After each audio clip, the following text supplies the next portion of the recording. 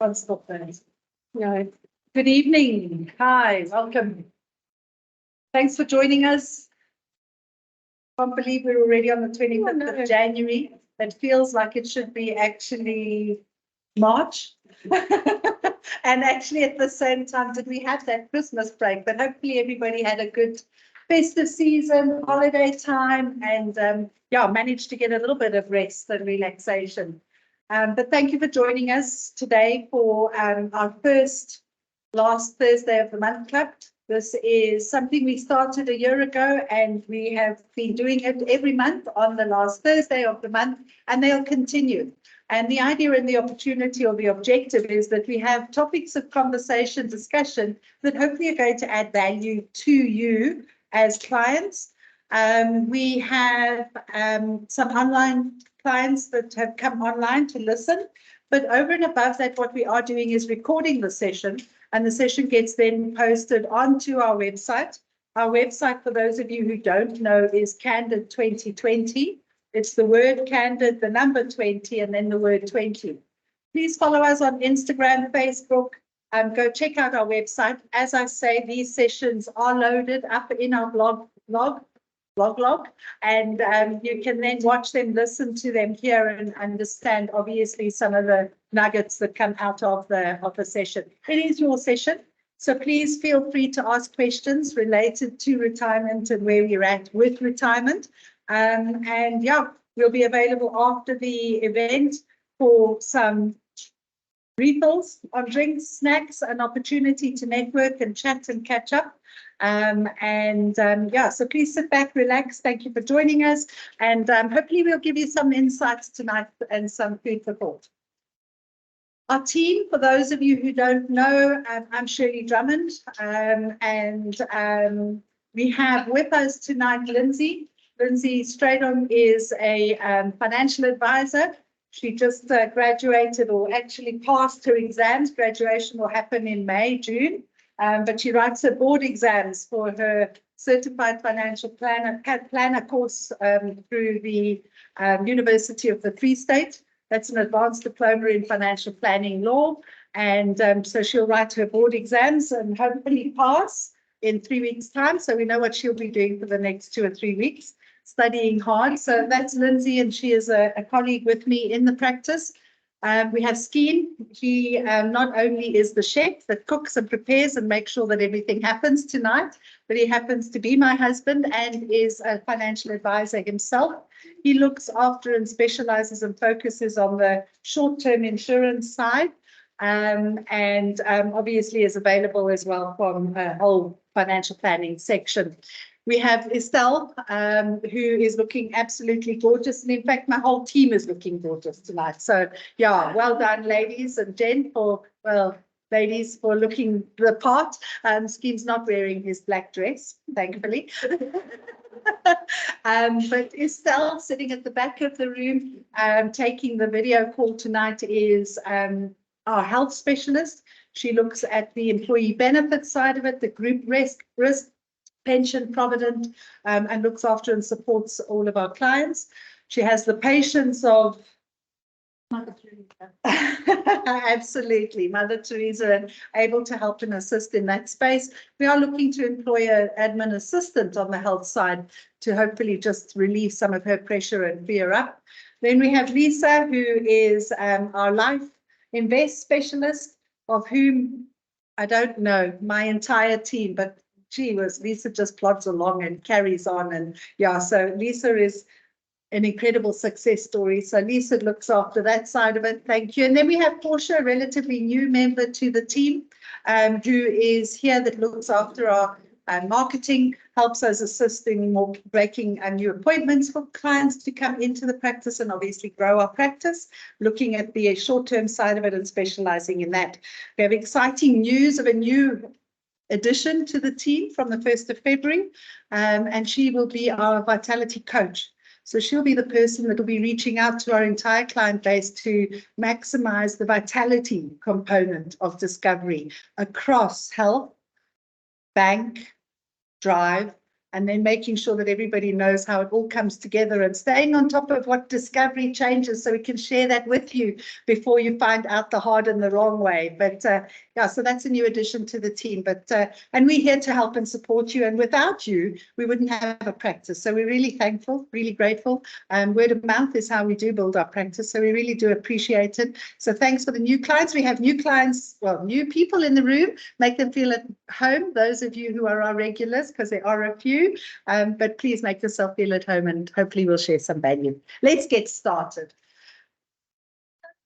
And when Lindsay finds the clicker, I think this is a good old funny phrase that we keep sort of picking up. And yeah, my husband and I reviewed our finances, and we can retire and live comfortably without working again if we die by this weekend.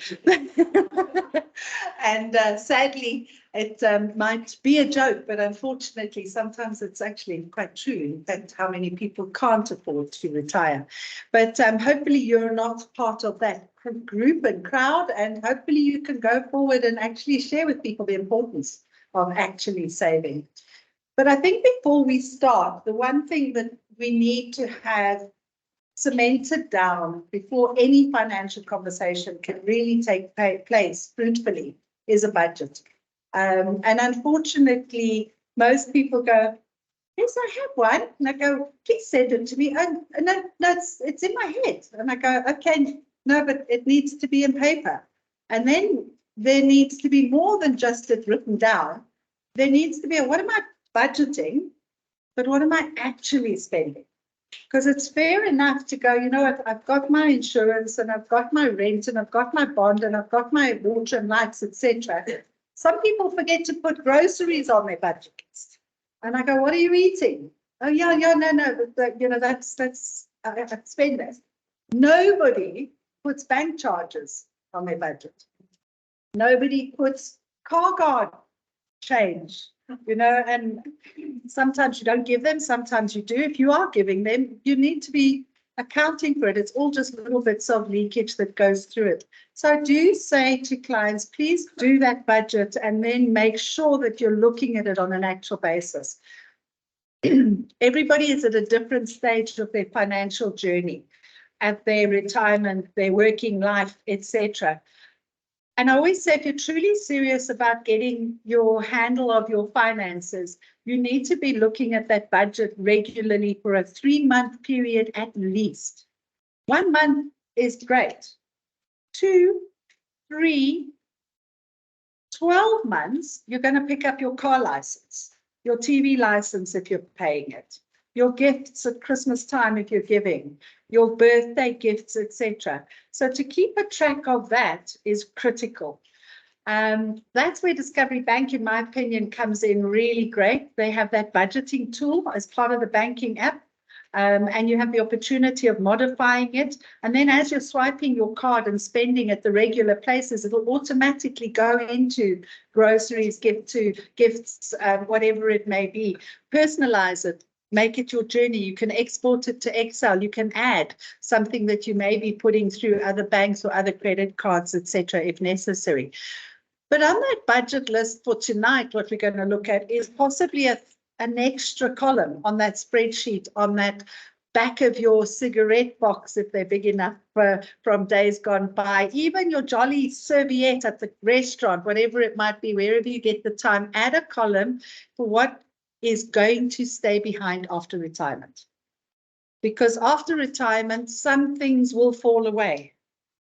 Those are important to know, that my budget right now is including my car repayment if I have it, my bond. Hopefully, I've settled those by the time I retire, but not always. So if you know that it's going to be removed, remove that, because we need to know what budget do we need in today's value. Some clients go, but it doesn't matter what I need now because of inflation, etc. We, financial advisors, will factor in inflation. We will give you that scary, horrible number of what 30,000 will be in 20 years' time. And then we'll say, right now we need to factor in how we're going to achieve that goal. So that budget is our starting point as a conversation. If we look at it and we move on to the next slide, I want to just ask you perhaps to close your eyes and just think for a minute. When I say retirement, what does it make you feel? What emotion does it bring up? What reaction do you have? And if you can maybe just think that through for a minute.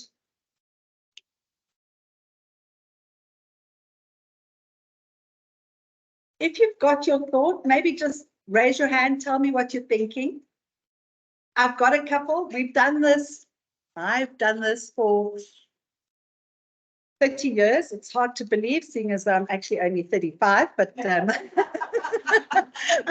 I know so many different reactions conjure up from the word retirement. And I don't know, anybody want to share what feeling it brings? There are people that have retired in the room, some portion of the people close to retirement.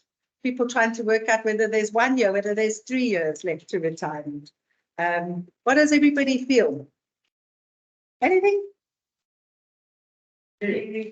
Scary. And what causes the fear, the scaredness, the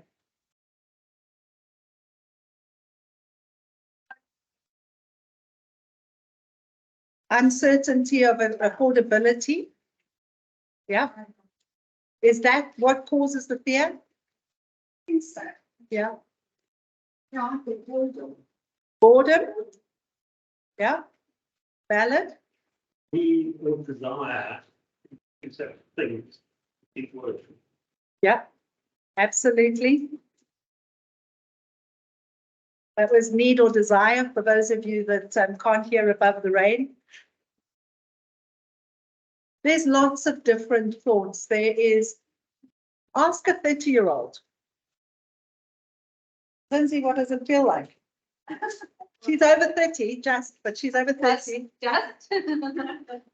I think, yeah, a bit of apprehension, but potentially also excitement to travel.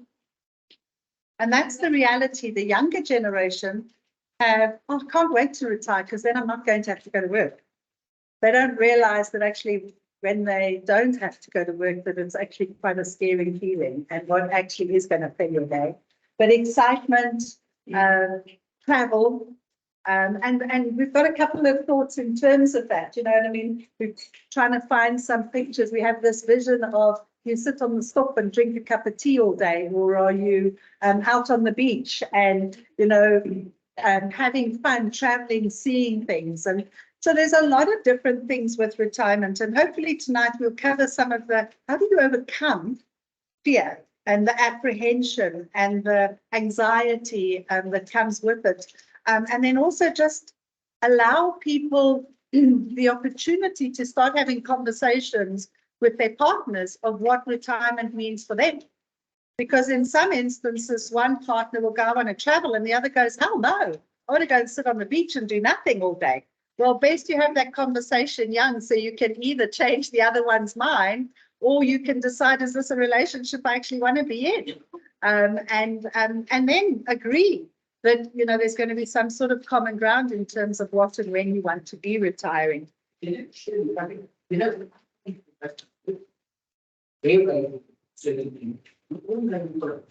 to fix, all you know, 10 years, 20 years, then yeah, if we don't have 10, we get a quite good lifestyle. You know, if it gets 22, it's scary, but it's scary. You know, and that's our biggest concern. You know, how long are we going to live?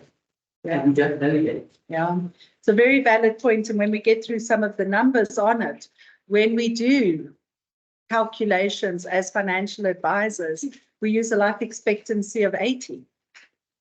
Now, I should be good. Yeah,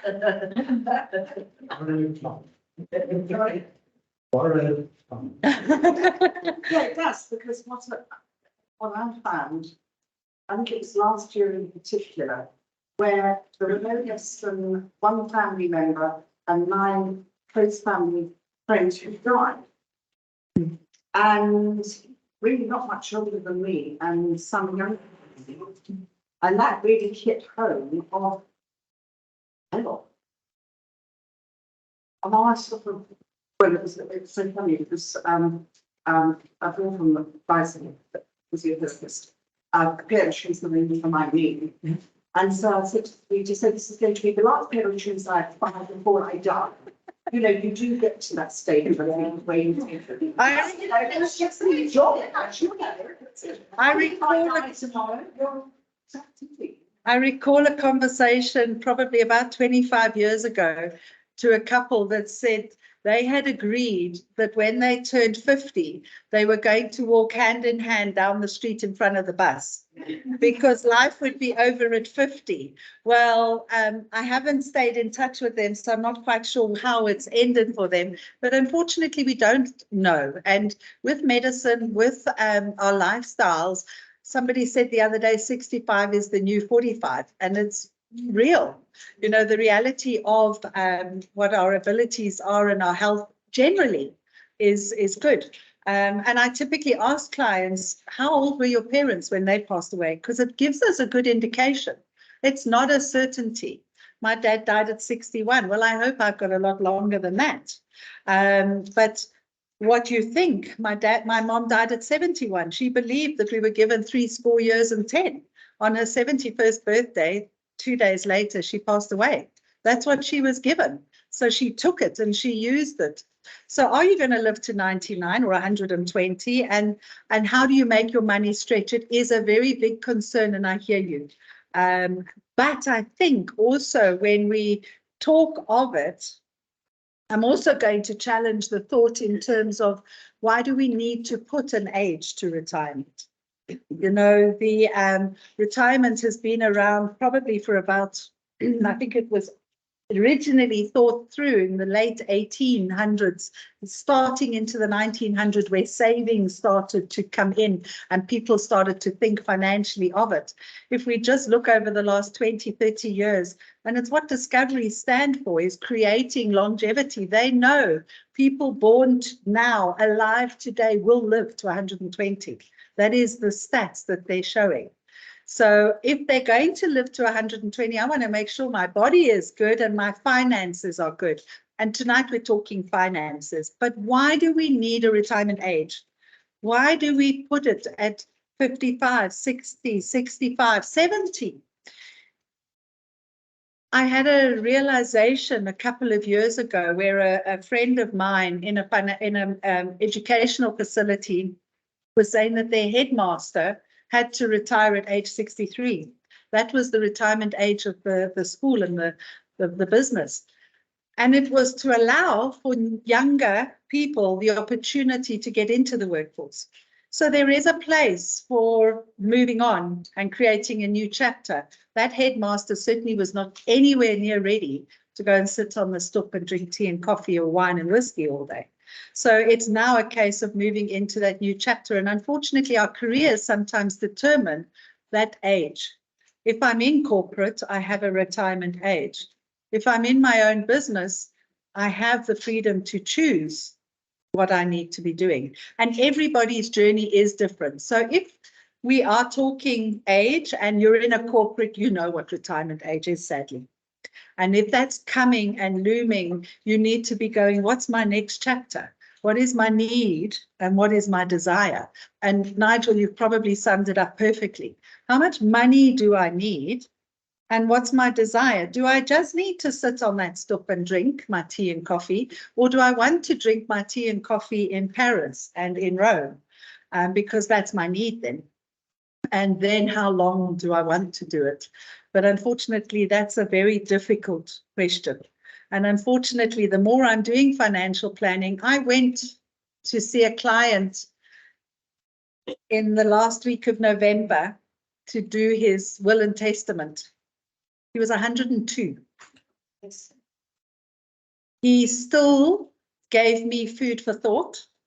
He still walks around and does his thing, be it assisted. And he still knows exactly what's going on, and he's 102. So the longevity is here, and quite an interesting. However, at the same time, what should that retirement age actually mean to you? And I said in our last talk that was similar to this, that should it not actually be financial freedom? If I know that I need on my budget X, and I know that I can get X from all of my investments, can I retire? And whether that be at 65, or whether that be at 55, or whether that be at 30, is entirely up to you if you factor in enough inflation to live to 120. So I challenge the thought of stop thinking of an age for retirement, but to actually think of financial freedom. And then to sit down with a plan to work out, how do I get to that financial freedom as fast as I possibly can, and then build up the holiday money, the cruise, the nice things that I want to be able to do. So I do believe that it shouldn't be a specific age, that it should be a case of accumulating as many assets as possible during our working life that can generate an income after. And Skeen put out these sweets and these chocolates, and it was quite interesting. As I walked past it, I thought, how many of us picked the money, the coin, and how many of us picked all the nice colored things? And I think if you picked the coin, I'd go give yourself a pat on the back because you were looking after your money. But how many of you picked the nice colored ones and went, oh, I'll just have that one now? Because we do that during our working life. We justify why I should actually have my nails done because I work hard for it. And I justify why I should go away for the weekend and spend a fortune. But should I not be going, let me save that now so that I can go overseas, or I can do something, or I can live and use my money longer. And I respect that we're sitting with a very diverse audience, and always will be, and everybody is in a different stage. When I speak to the retired population, I'd say, eat that bright colored sweet. Live your money. Enjoy your money. I remember speaking to a client in my early days of financial planning, where she said to me, after looking at her figures, which we'll get to, what would you tell your mother? And I had thought about it for a bit, and I said to her, I tell her to have a piece of cake when she has her cup of coffee, because she can afford it. And that's very important. People do not believe they can afford it and do not spend, when in actual fact they can afford it and they choose not to spend. And I think the words that we use are very important in our vocabulary. I choose not to have the cake, not I can't afford to have the cake. And then if you can't afford to have the cake, that's a totally different conversation. But if you can afford to have the cake, but know what you're doing and where that number is going. If we look at retirement, we've divided into two sections: pre-retirement, which we're going to talk on first, and then we're going to talk about post-retirement. If we look at pre-retirement, and everybody's still working, still earning an income, even if you have retired, are still putting money into this pot. And I call it a pot to try and make it simple for people to understand. And into that pot is going to go various assets. It will be your pension fund, your provident fund, your retirement annuity. Those are forced savings that we have. That's the forced contribution that comes off of an employer in that corporate world. And you know, I go, if you have a retirement age as a corporate world, best you be thankful for that forced contribution. Because sadly, the amount of people that I see that are in businesses on their own do not have a forced contribution. So they will have to work beyond retirement age because they have not made provisions. Whereas the people in the corporate environment are forced to. They don't have a choice. Their company is contributing and they are contributing. And I wish I could just get the message out to the entire population. You have to save from day number one of earning your income. And sadly, people don't think like that. Hopefully, more and more of these conversations, presentations, discussion points, and you guys sharing the message will hopefully just get that information down. I did have a consultation with a graduate a university student the other day, and they said to me that it's in their school, sadly a private school, they were given budgeting, tax, retirement savings as part of their curriculum in matric. And I thought that is absolutely amazing. The more and more that that happens, the more chance we're going to have of people being able to be financially free. So that pot of money that we're looking at, where we're contributing, we have that for savings. That's probably the biggest pot. We have other things that come into it. We have our offshore investments. 25% of your wealth should be sitting offshore is the number that we look at. Pegging the value of our rand. Some can afford it, some can't, but we should be sitting with monies offshore. Income producing assets, businesses that we might have, your own that you're working in, perhaps a share in a business, etc. Something that is producing income, rental incomes, rental properties from others. There are pros and cons to every single one of these benefits and these things that are adding to our pot. You can't have only retirement income, I believe. You need to have X, Y, and Z. Why? We need some discretionary money, which is possibly a language that maybe some know, some don't. But that means that's income that I can get my hands on if I need a new car, if I need a new washing machine, if an emergency creeps up. Whereas your retirement income is perhaps stagnant. You know you're going to get it at the end of the month, but what happens if life happens? So you need to have a variety of it, diversify your risks, and a good financial planner would help you, guide you, and assist you in terms of doing that. And then your business, I hear people say, I don't need to save for retirement. I have my business, I'm going to sell it, or I'm going to carry on earning an income. Well, you know, those poor businesses that at the beginning of COVID were thriving and after COVID are gone. We all know somebody. We all perhaps are in that position where we lost income opportunities at that stage. We cannot rely on one source of savings to carry us through and across the board there. So that pot of money is the most important thing. Then we need to say, right, what is that monthly expense? How much do I need to live? And then we need to sort of have a number that we should be working towards. There's a rule of thumb. And on the handouts that you have on your chair, there's a little section where you could actually say, how much are my expenses? And if you know that number because you have a budget, well done, good. Take that number, multiply it by 12 and get your annual expenses and multiply it by 25. That's a basic rule of thumb that says in today's money, what you'd need to be able to say I'm financially free. And just that basic, simple number would give you an indication of whether you're ready to retire or whether you've still got to be filling this pot. It's a very simple, straightforward calculation. We haven't factored in inflation. So that's not the number you need if I'm going to be retiring in 10, 25 years' time. But it's if I had that in the bank today, I'm waking up tomorrow and going to work because I want to, not because I have to. And I think that's probably the best gift we could ever give ourselves, is to go to work because we want to, not because we have to. I think we would all change the way we woke up in the morning and got to work if we wanted to be there rather than we had to be there. Myself included in that conversation or that point.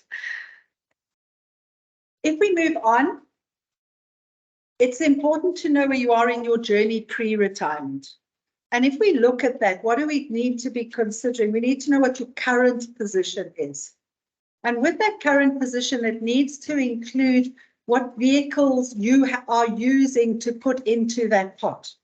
Is it my business? Is it my property, my rental? Is it my retirement fund, etc.? But what am I using? What vehicles am I using? What age am I going to use for that targeted financial freedom choice?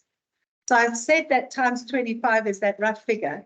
If we now need to do those fancy calculations for inflation, we need to then have a goal. Is it 55? Is it 70? What is that goal? And it's extremely important that you remember it. I have a friend who's retiring in April. It's not possible that he's 65, but he is. And he said to me, but Shirley, when we last looked at it, I thought I had the money. And I said, yes, but we used the age of 70. You knew you could work to 70 and you can work to 70. Work has now said you can't because of a sale of a business. So our figures were calculated to 70. And it goes, Philip, to what you're saying of how long do I need it? 5 years longer means you have 5 less years to pay and draw your income. So the longer you're putting into this pot, the shorter you potentially need to draw it out, unless you've got longevity on your side and we're going to 90. And all of these calculations can be adapted. So if you're sitting here and you're going, Skeen's dad turns 88 on the 10th of February. He is as fit and healthy and long may he stay that way. Skeen better start planning his retirement. His genes show a very different picture from my genes. So does that mean he needs to change that retirement age so he has enough in the pot to draw it down?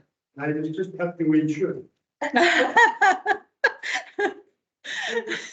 Mike, I'm not going anywhere.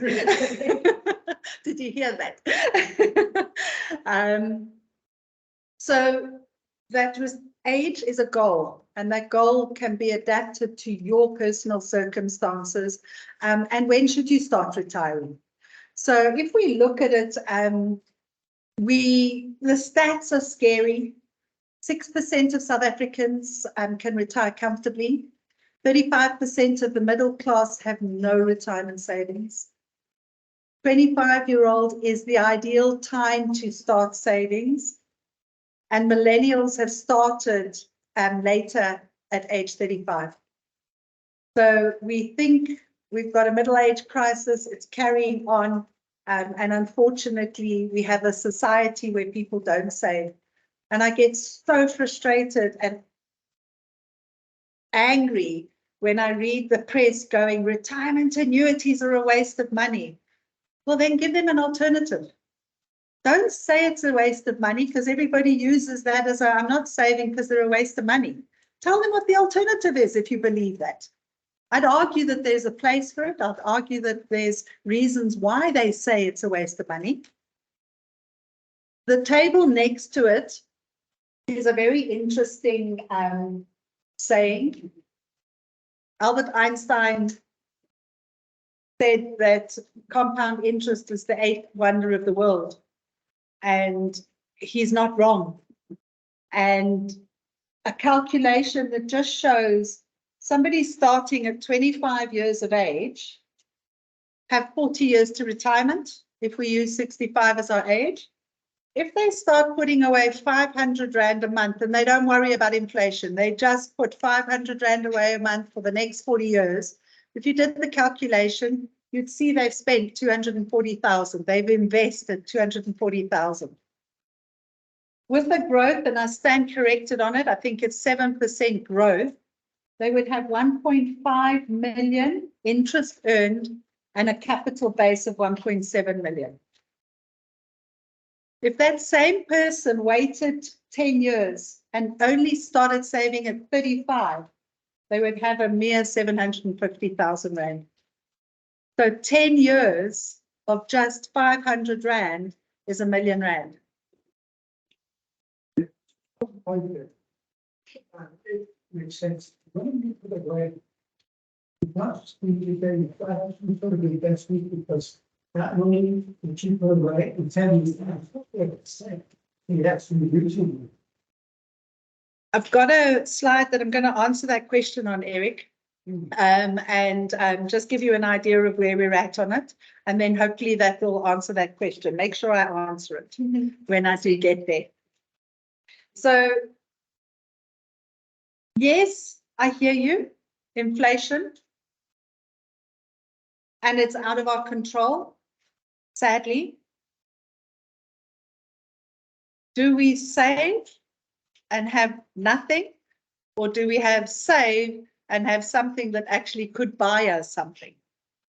So I hear your thought and your logic, but at the same time, save. If you don't save, you're going to have nothing. So where do you put your money? And we'll get to that as a topic as well. So 10 years important and calculations there. We have a very simple financial needs analysis that we work through, and anybody who has sat with me on a personal consultation will know and recognize part of this slide. We have what are your numbers? Your numbers. This is now where we don't speak generally. We actually just look at how old are you, current age, what is your retirement goal, that age that we're working towards, what is our present savings in terms of what we have in that pot at the moment, how much are we adding to the pot on a monthly basis, what inflation rate are we looking at, investment return, and what annual increase on our contributions. That corporate client is very fortunate in some instances, because every time they have an increase in their salary, their pension fund contributions increase automatically. Sadly, that business person or contractor or consultant or person who doesn't work for a corporate, when they have an increase, they go, oh yeah, I can afford the car. They don't actually increase their savings. So very important. And then what do we, yes. Both company and employee company. Both. Which is huge. And nobody actually factors that truly in.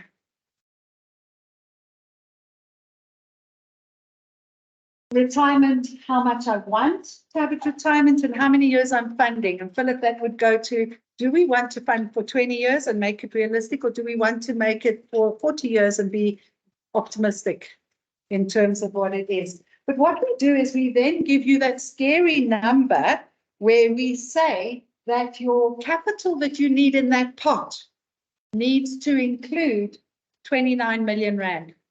So this 30-year-old needs to be putting away into a pot 30 million rands worth of assets.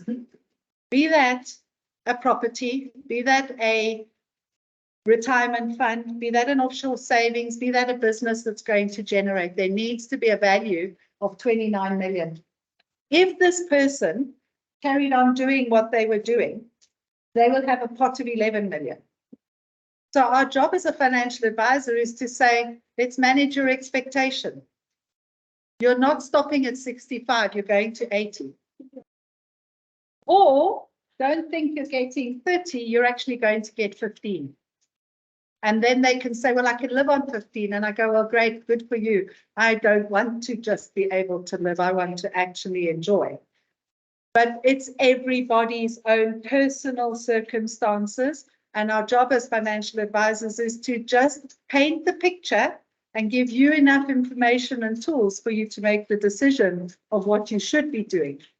The second column is what should this 30-year-old be doing to achieve that pot of 29 million? And they should be contributing 5,000 Rand a month. Now, if we go back to some of the little basic knowledges that we've taught, we should be saving at least 15% of our salary on a monthly basis. That's the basic information. 20, but 15 is the basic. And if you did the numbers, you'd probably be surprised that actually that 30-year-old, 15% of 30 is very close to 5. So they should be. But they're not, because we'll get there. We'll eventually be able to afford to retire. But when is eventually, and how much compound interest that can they afford to lose out on? And then, Can I take you up on one thing there? I'd like your comments on the situation where somebody who has saved a desirable rate for many years, up to say 55 or 60, actually elects to then throttle back to what they're actually putting into the pot. My argument would be that you've got such a sizable pot in there by then, but the compound interest, which you rightly emphasise, is doing most of the work, and throwing in another 20, 30 grand a year is really pretty small beer. When your compound interest is perhaps growing it by 4 times. absolutely. Yeah. Nigel's comment is so right. The last 3 or 4 years of your investment is where you see the magic. The first 3 or 4 years, you're going, why am I wasting my money? I should put it under my mattress. I should put it in the bank, I should, whatever it should be. But the last years where that compound interest starts to come in is just incredible. I would argue that it's actually less important. Well, it's nice to put more in, but it's less important to put those extra contributions, the monthly or annual contributions in during the last 3 or 4 years. Have to, because they're not immaterial, but they're not critical. Going to share with you why I agree and disagree with you. Yeah. I agree with you until we listen to Philip, who goes, but what happens if I live for longer than my 80? And then also, are we tax efficient, which was one of our most important, one of our lines there. So there's a lot to think through, and that's why having a conversation with a financial advisor is critically important, in my opinion. And obviously that's because I make my money that way, but I do believe there's value. How do you know it's the last couple of years?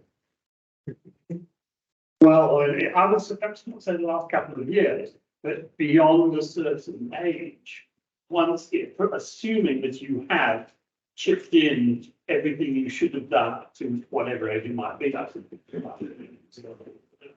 I mean, if you can sit there at that time and go over it with the number crunchers and look at where you are and, and run some financial models and say, how does it, what would be the impact of my partially or even totally, probably not totally, but partially cutting back on what I've been putting in on a routine basis for whatever reason. I can certainly give me a bit more jolly money. Yeah.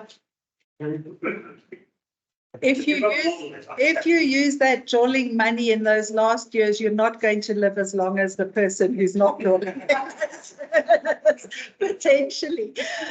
But I hear you, and it's very important, and it's very important to know that everybody is at their own space. I can show you the perfect picture. The reality is you are where you are. How do you maximize where you are? And I say to clients, private schools has done us a massive injustice in this country.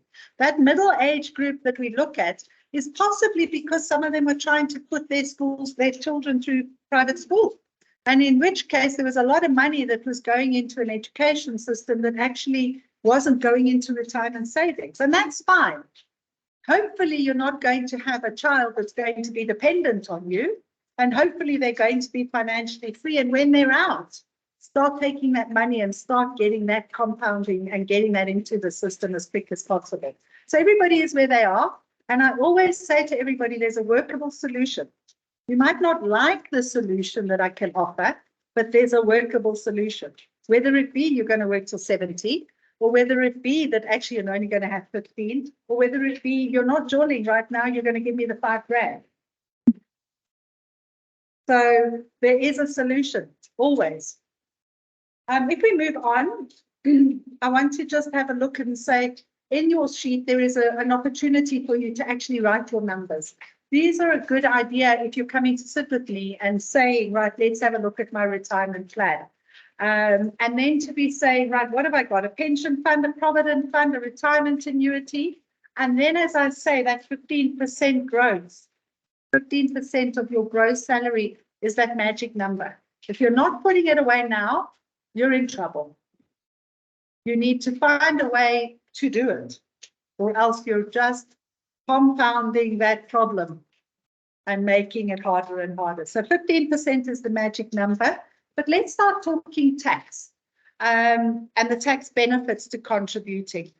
Pension fund contributions are pre-tax, where they come off, the company pays it, it comes off as a deduction of your salary. Provident fund comes off as a deduction of your salary. Retirement annuities can either be pre, if you've got relationship with HR where they can go and put it into the system and factor it in, or it can be post. If it's pre, you're going to pay less pay as you earn. If it's post, hopefully you'll get a refund from SARS. The reality is a bird in the hand is worth two in the bush. So I'd say, please take the refund, take the reduction in pay as you earn. Don't ask SARS for a refund. They don't like releasing money. Understandably, nobody does. But so take it if you possibly can. The most efficient way to reduce your tax benefit is to know the rule 27%, 27.5% of your gross salary is the tax deduction that you can have for your retirement savings. And that is capped at 350,000 Rand per annum. Sadly, retirement annuities were one of the best kept secrets of the wealthy. They used to put money into retirement annuities in the millions because it was a tax deduction and it had lots and lots of benefits, has lots and lots of benefits at them. SARS picked up on it, plugged the loophole, and said, we're going to give you all the opportunity, 27.5% capped at 350,000 Rand.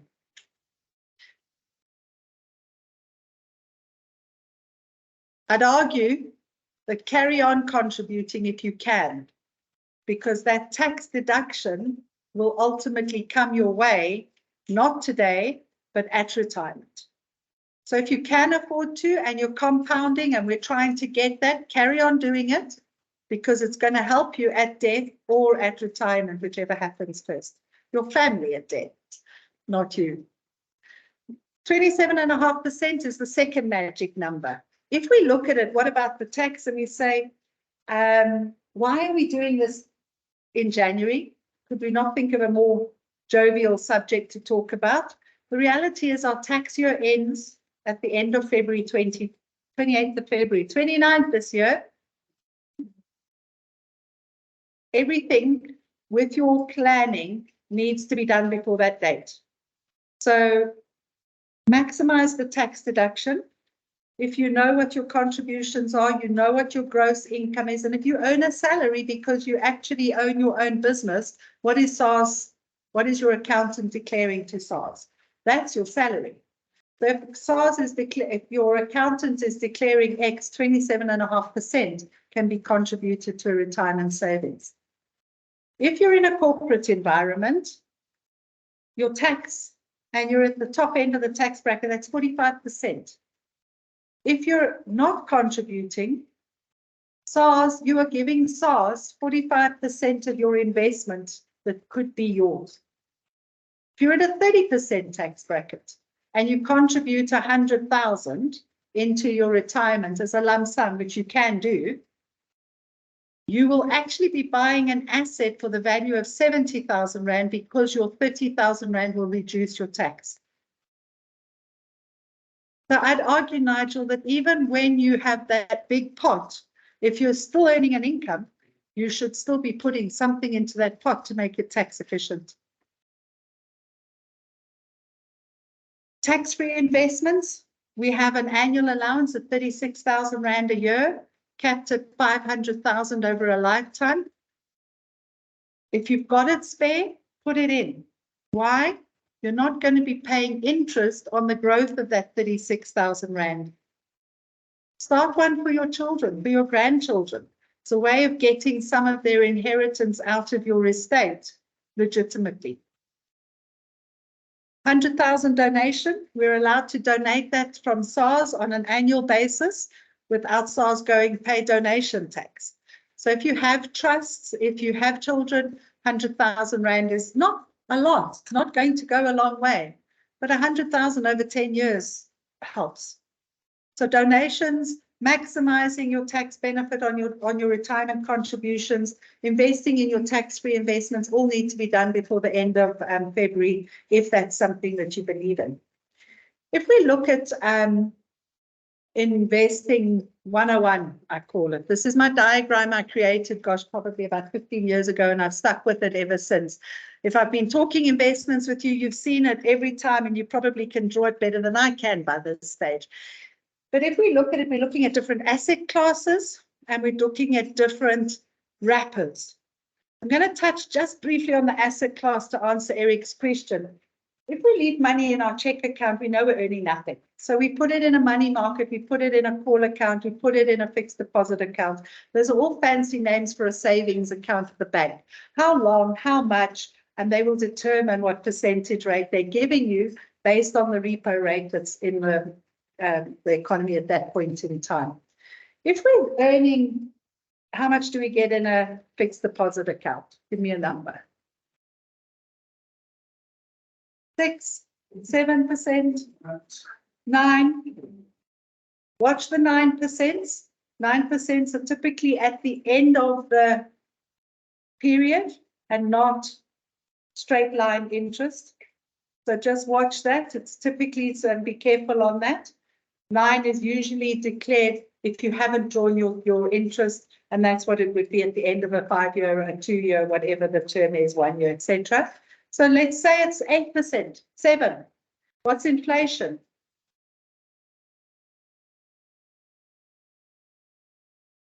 That's what they tell us. How much is medical inflation? We saw it in our medical talk last year in December. The highest was, I think, 12%. The lowest was 9% on just the medical aid contributions. Never mind what the doctor's fees, etc., etc. So what is inflation? If we're earning 7 and inflation is at 7, we're treading water. And our money is not growing and it's stagnating because what we could buy for 10 Rand is now costing us 12, but that's all we've got if my numbers are right. If we're wanting to outperform inflation, we need to get in the market. Now, if anybody has sat with me lately, I don't have a return that's returning double digits. Well, very few. There are some. Most, if we're lucky, we're getting 7, 8% after tax, after fees. So I'd argue that it's better than a bank product in terms of the interest and in terms of the growth. But the reality is that when interest rates are high, markets are low. When interest rates are low, markets run. It's just the way it works. Look at any of the history and of the facts. When will interest rates reduce? And when they do, you want to be in the market, or else you're going to miss out on the potential of them running and giving you the potential of double digits. Unless you believe that the economy is doomed, and then that's a whole different conversation. And then where do you put your money?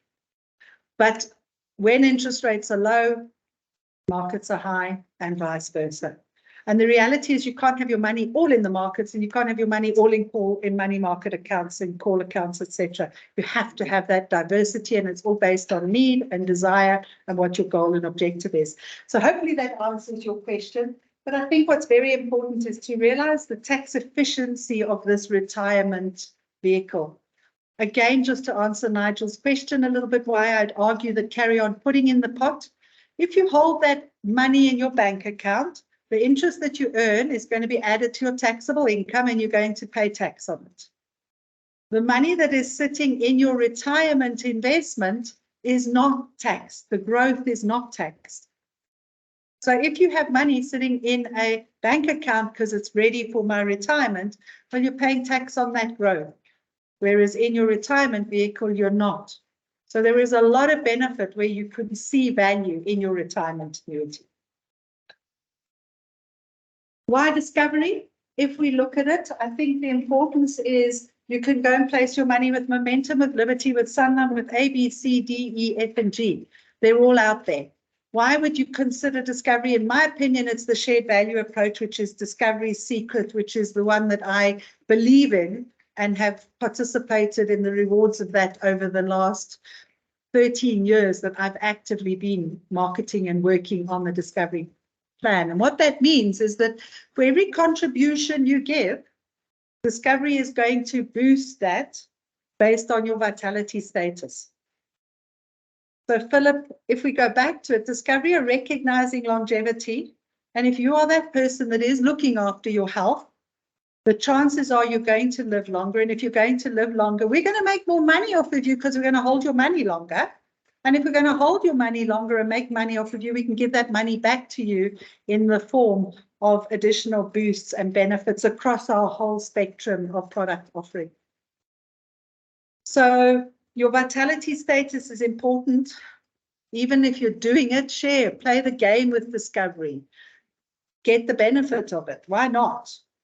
It's really relatively easy and painless. And it becomes easier and simpler. The initial thought is crazy. And hopefully Janine, starting with our office, will make it a bit easier and simpler as of next month. but we also have boost based on how many times am I getting my active rewards. Active rewards is a goal that is given to you on your vitality program that you need to achieve on a weekly basis. Well, I'm very proud to tell you that I'm on my 80th week of achieving my goals, which means I've done it for over a year and a half and longer. Thank you, Mike. And Mike will tell you that I was not the fittest, healthiest, happiest person 3-4 years ago, but it's been my driving force.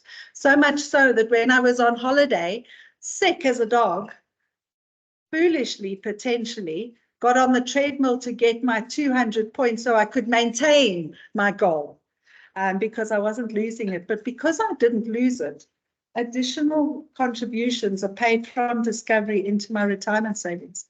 And I get my miles, which is another bit of money, and. So that's why I would say Discovery and none of our competitors, and fees and charges, and our assets are managed by 91 at Investec. A large portion of our funds are managed by 91. We do have external fund managers as well, but you're not giving them to Discovery, a medical aid company. You're giving it to an investment house that then shares that with the asset managers that are a force to be reckoned with.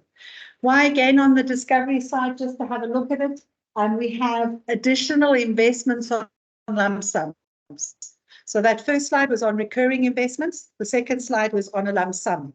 So very important to know that any funds that are sitting outside of it, in Alexander Forbes or in Liberty or wherever they may be, if you gave them to Discovery to invest, a boost would be given to you based on your number of years to retirement, which could then be used to fund the fees, which could be then used to invest and grow according to the offshore markets in the US, etc. So a lot of options. I'm going to dive in now because I think I'm running out of time and spending lots of time on it, post-retirement. So for the other people in the room now that have said I'm there, and also for the people planning, because it's important that you start to adapt your mind to what the rules and regulations are when you do get to that desired age that you're now going to start looking in it. We have options. What are those options? If we look at post-retirement, we then now need to say that pot of money that we were building up, we're going to start drawing down from it. We're going to start drawing an income. And I think the big thing for me is to say, and I try to guide my clients through it, is to say, how big is that pot? In a worst case scenario, we're going to draw down a 7% income. We've heard 9% from the bank. We've heard 6, 7. There is whatever number we use, I use 7. Because I think that a 7 is a realistic number. If we take that pot of money, multiply it by 7%, divided by 12, that's the monthly income that you would receive, gross monthly income. Okay. Now, if we know that your budget is 30 and that amount is 40, you're financially ready to retire. Simply. Now, I'd go, what is your desire? Do you want to sit and drink tea and coffee, or do you want to go and travel, or do you want to carry on earning an income? Do you want to be bored? Do you want to have a reason why you want to get up in the morning, and do you want to, and what can you do with that next chapter? And I think pre-retirement is quite important to start saying, am I skilling myself to be able to do something after retirement if I'm in that corporate and I know I have an end date? And if so, skill yourself, whatever it may be. Work out what your passion is. Start thinking how you can create an income from that passion. Because if I need to draw 30 and I've got 40, my inflation is going to be okay unless I have very nasty surprises. But if I need to draw 30 and I can suddenly put another 10 into my bank without drawing the 30, I'm not going to have Philip's worry of running out of money and still having years. So that drawdown, that percentage, is all the numbers that we look at when we sit and we talk post-retirement.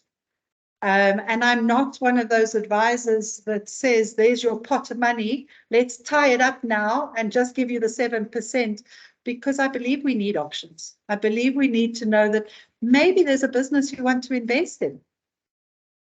I'd probably be the person that's going, are you sure? Double check. Are you going to get your money? Because I hear so many people taking their pension money and buying businesses, and it crashes and comes to a grinding halt, and it is so sad to see. So I'd say a small portion of that capital can go and buy a business. Please don't take it all. It's far too risky in my opinion, but maybe I'm averse to risk. I'm not quite sure.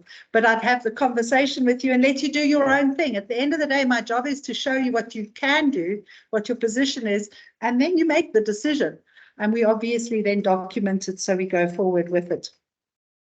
Just some little rules in terms of it. Provident funds, there's been a lot of changes to legislation. Retirement reform has been spoken about for a good number of years. It's critical in our country. We know that. We have problems with it. It's a political hot potato because they're damned if they do and they're damned if they don't. So when you hear they're delaying decisions, etc., it's purely and simply because of the elections that's coming, and are they going to need to have the force behind them, etc., etc. But the stuff that is happening is all, the stuff that's happened so far, in my opinion, is good. Provident funds used to be accessible 100% when you retired. Imagine giving somebody who earned, and it's relative, somebody who earned 10,000 Rand a month, imagine giving them R1 million. Imagine giving somebody who earns 100,000 Rand a month, 10 million Rand. They think they're wealthy and they blow it and they give it to all their family and their friends and everything. And then there's nothing left for year number 66. So those changes to pension provident fund is good in my opinion. What that means is that as of the 1st of March, 2021, contributions made to a provident fund will be treated exactly the same as a pension fund. Very simply.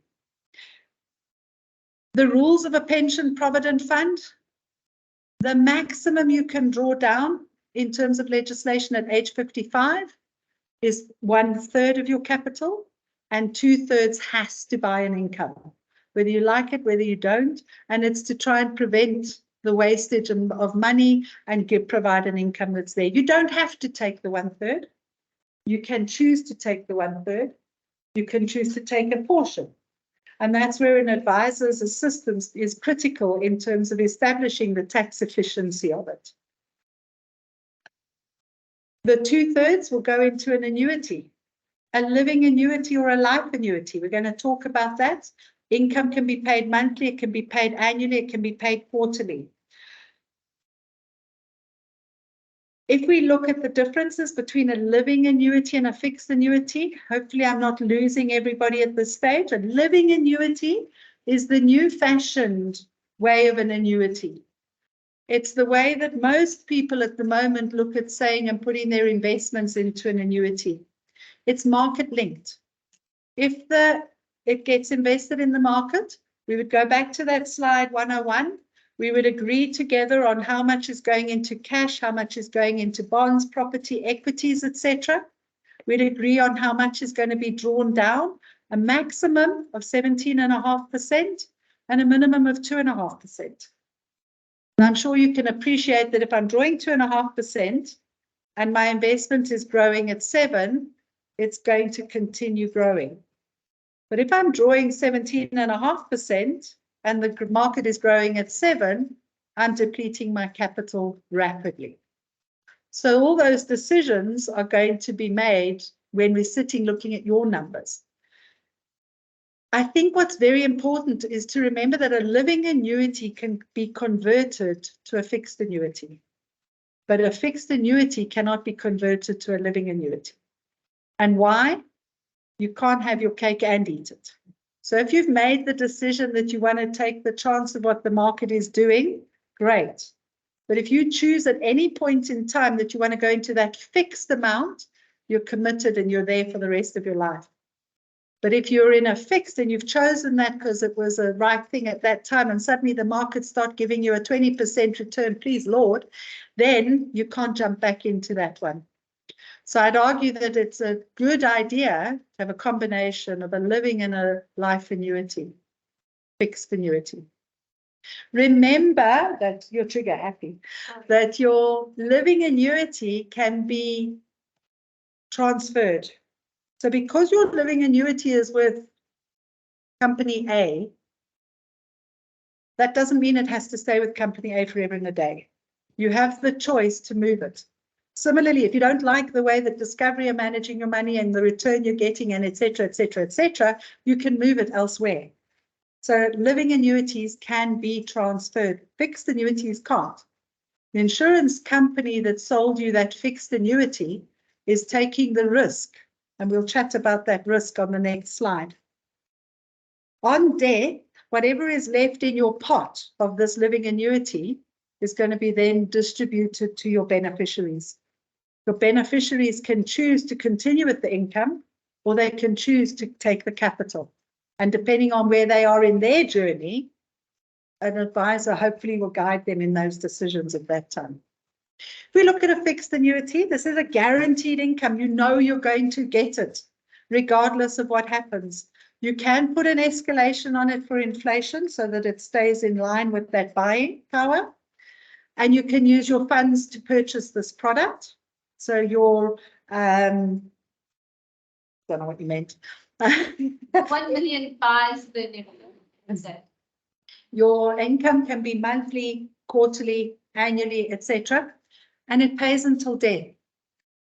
Right now, guaranteed rates are probably at the best rates that I've seen in a long time. 7.5%. Is it a good rate? Is it a bad rate? I don't know. Are the markets going to start doing 15, 20, 30%? And that's why I say a combination of the two, in my opinion, is good, because you know you're going to get your base and you know that's going to stay there for as long as you live. The guaranteed term determines how long that income is going to be paid. So if I've chosen a 5-year term, but I live for 25 years, that's fine. I'm going to earn my income. But if I live for 5 years and I die in year number 6, my capital is gone. My beneficiaries will get nothing. But if I live for 25 years, boy, oh boy, what a buy that was. So Philip, fixed annuities is a potential there to give you some certainty that if I do live to 120, I've got an option.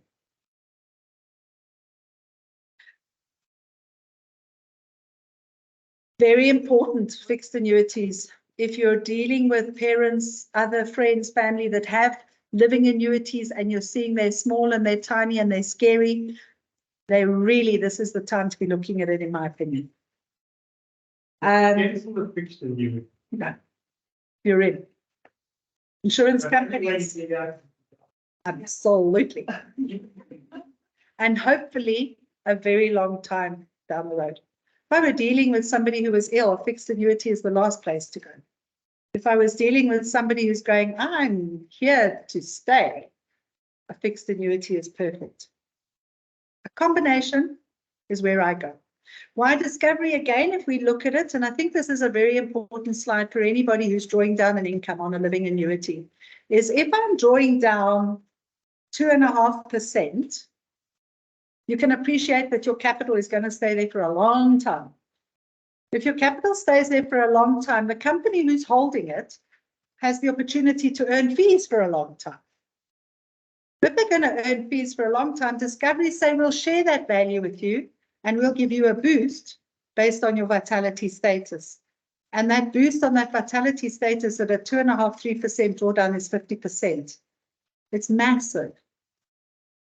That's 50% of Discovery's money they're giving you because you're investing with them and drawing down responsibly and letting your capital stay there for a long period of time.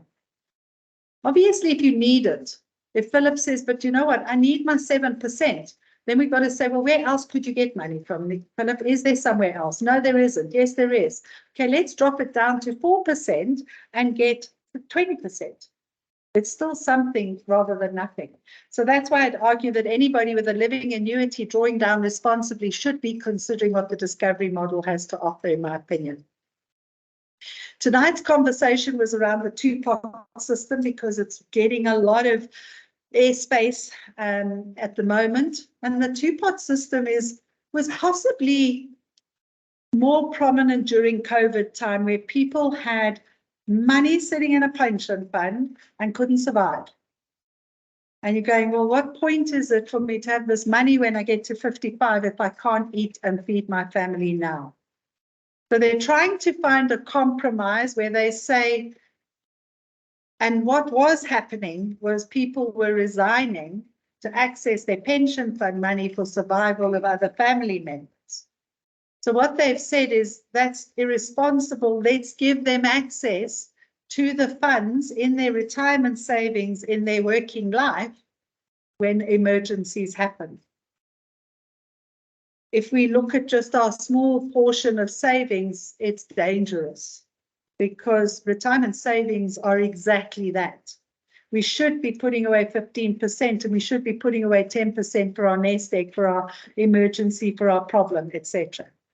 But 15% is what we crunched down to. Now we're going to give them the potential to access some of that 15% in their working lifetime. There is pros and there's cons, and it's a huge political debate at the moment, and hence it's being delayed. So it is being spoken about, and that's what they refer to as the two-pot. There will be a portion within your retirement savings that will be accessible if you need it, and the second pot will not be accessible. So that's one of the big things. We have prescribed assets that get spoken about. Government are going to take all of our pension money. Well, they can't. It's not that simple. There is legislation. There is rules that need to be abided by. Yes, they can change legislation. It's not going to happen overnight, and it's not going to happen without a fight and a lot of debate and argument from it. And they too know that there's irresponsible, circumstances around that. Prescribed assets was around pre-apartheid. Our old government had prescribed assets. And what prescribed assets says is that you will take a portion of your pension fund money and it must be invested in state-owned enterprises. Now, if we ruled out corruption, that's a very noble thing. And should our pension fund not be invested in state-owned assets if they're growing and doing the right thing? Unfortunately, we have corruption that we contend with, which causes a big problem and a heartache. So their concept is noble. The delivery is where we have the questionable result, but is it going to be good or bad? And hopefully that gets controlled, or else we've got lots of issues that we need to be dealing with. So prescribed assets isn't something that I should be going, stop investing in retirement funds. Invest. We've got to take, we're here. If you said to me, Shirley, I'm leaving the country in 6 months' time, that's a whole different conversation, 6 years' time. But if I'm here to stay because this is where I want to be, or this is where I have to be, whichever one it is, well, then let's get it going and let's make sure that we can actually enjoy our years when we get there. Hopefully I haven't made you too morbid and sad and sorry. And hopefully I've shared some value because we're at the end of our slides. We will ask some questions leading on to it. Next month's conversation will be call to all business owners. We'll be talking about business continuity. We'll be talking about protecting assets. We'll be talking about adding value, making sure that your tax efficiencies are correct as best as possible in it. And we're hoping to have a couple of guest speakers that will come in and share some value and some thoughts. And we'll just be chatting about employee benefits for the businesses that have 10 or more employees in it and how to look after that. But at this stage, I'm going to sign off for the online broadcast and the recording and say thank you for your time. Our contact details are there. Please do follow us. Please do tell your family and friends, and please get investing. And thank you very much. Thanks, Estelle. And then, yeah, any questions?